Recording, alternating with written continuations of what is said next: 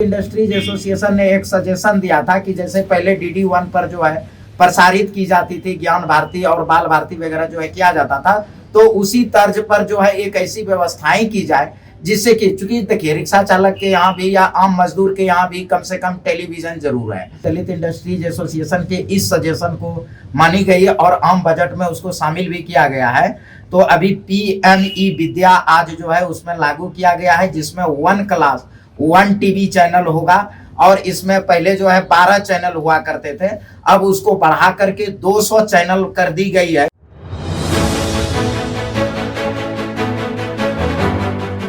वित्त मंत्री श्रीमती निर्मला सीतारमण जी द्वारा केंद्रीय आम बजट 2022-23 जारी किए जाने के बाद दलित इंडस्ट्रीज एसोसिएशन ने वित्त मंत्री श्रीमती निर्मला सीतारमण जी और प्रधानमंत्री नरेंद्र मोदी जी को हार्दिक बधाई दी और दलित इंडस्ट्रीज एसोसिएशन पेश किए गए केंद्रीय आम बजट का स्वागत और समर्थन करती है। यह बजट 100 साल की भयंकर आपदा के बाद भी विकास का नया विश्वास लेकर आया है। यह बजट अर्थव्यवस्था को मजबूती देने के साथ ही सामान्य लोगों के लिए अनेक अवसर प्रदान करेगा। यह बजट नए रोजगार प्रदान करेगा, साथ ही एक नया क्षेत्र लेकर भी आया है, वह है ग्रीन जॉब्स का। यह बजट तत्कालीन आवश्यकताओं का भी समाधान करता है और देश के युवाओं का भविष्य भी सुनिश्चित करता है। वहीं मीडिया से बात करते हुए दलित इंडस्ट्रीज एसोसिएशन के चेयरमैन जितेंद्र पासवान जी ने क्या कुछ कहा, आइए आपको सुनाते हैं। आज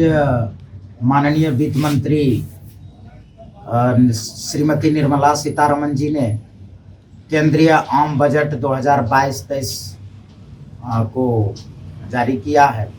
इसके लिए हम केंद्रीय वित्त मंत्री जी को हार्दिक बधाई देता हूं और माननीय तेजस्वी प्रधानमंत्री श्री नरेंद्र मोदी जी को भी इसकी हार्दिक बधाई देता हूं। दलित इंडस्ट्रीज एसोसिएशन आज पेश किए गए केंद्रीय आम बजट का स्वागत करती है और समर्थन करती है। खास करके दलित इंडस्ट्री एसोसिएशन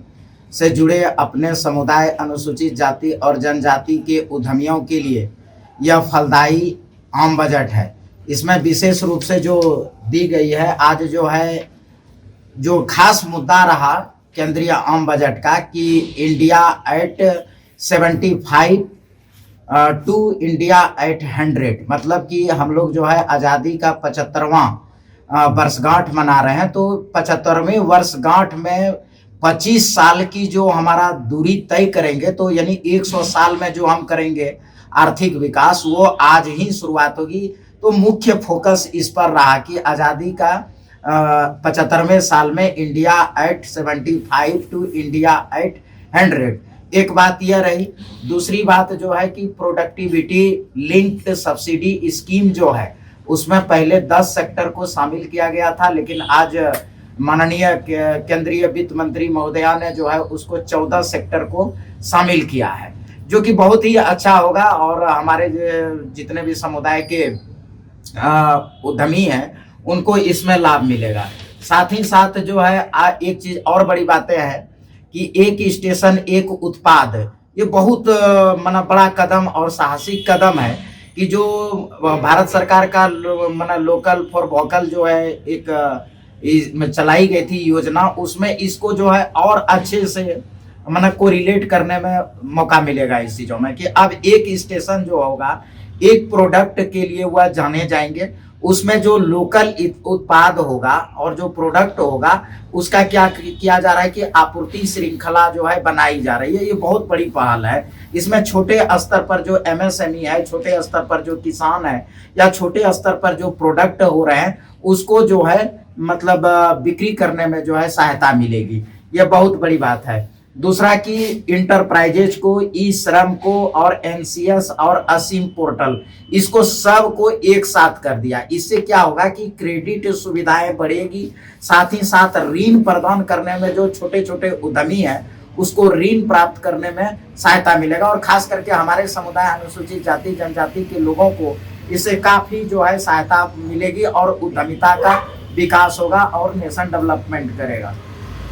अभी जो है देश के 75 जिलों में 75 जो है डिजिटल बैंकिंग इकाई स्थापना करने का आज इस आम बजट में लाया गया है, जो कि काफी यानी कि डिजिटल भारत बनाने में काफी सहयोग मिलेगा और हमारे शेड्यूल कास्ट शेड्यूल ट्राइब के जो नए जनरेशन के युवा है या महिलाएं हैं उन लोगों को भी इसमें मौका मिलेगा। साथ ही साथ जो है आज के आम बजट में युवाओं के लिए, स्टार्टअप्स के लिए, महिलाओं के लिए और schedule caste, schedule tribe entrepreneurs के लिए जो है काफी संभावनाएं भरा हुआ है। खास करके इस बार जो है आर्थिक विकास दर जो है 9.2% रहने की जो है संभावना जताई गई है और हम लोग भी उम्मीद करते हैं as a Dalit industries association की इसमें जो है आर्थिक विकास में हमारे अनुसूचित जाति और अनुसूचित जनजाति का भी जो है भागीदारी इसमें होगी।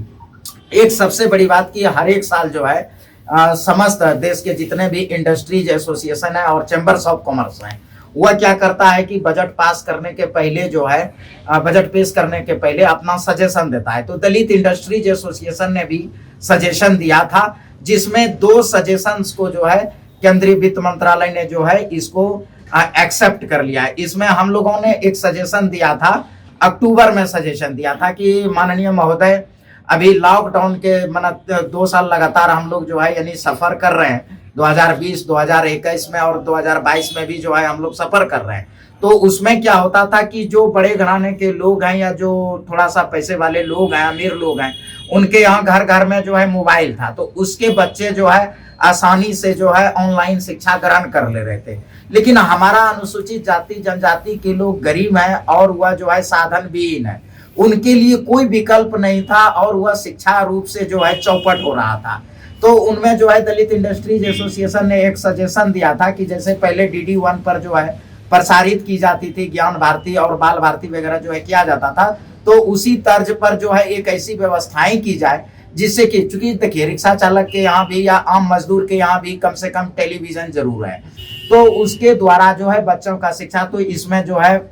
हम विशेष रूप से प्रधानमंत्री जी को और वित्त मंत्री जी को धन्यवाद देंगे कि दलित इंडस्ट्रीज एसोसिएशन के इस सजेशन को मानी गई और आम बजट में उसको शामिल भी किया गया है। तो अभी PME विद्या आज जो है उसमें लागू किया गया है, जिसमें 1 क्लास 1 TV चैनल होगा और इसमें पहले जो है 12 चैनल हुआ करते थे, अब उसको बढ़ा करके 200 चैनल कर दी गई है, जिसमें पहली कक्षा से लेकर के 12वीं कक्षा तक को क्षेत्रीय भाषाओं में सप्लीमेंट्री एजुकेशन जो है प्रदान की जाएगी। ये एकदम स्वागत योग्य है, क्योंकि दोनों लॉकडाउन में हमारे अनुसूचित जाति और जनजाति के लोग शिक्षा में जो है काफी पिछड़ रहे थे। तो यह एसोसिएशन के लिए भी गर्व की बात है कि इसको आम बजट में शामिल की गई है और अलग से कोई नए टैक्स का जो है प्रोविजन नहीं किया गया है। यह बहुत खुशी की बात है। देश जो संभावना जताई गई है कि 9.2% जो है आर्थिक विकास दर रहेगी, तो हम लोग भी उम्मीद जाहिर करते हैं कि देश का आर्थिक विकास जो है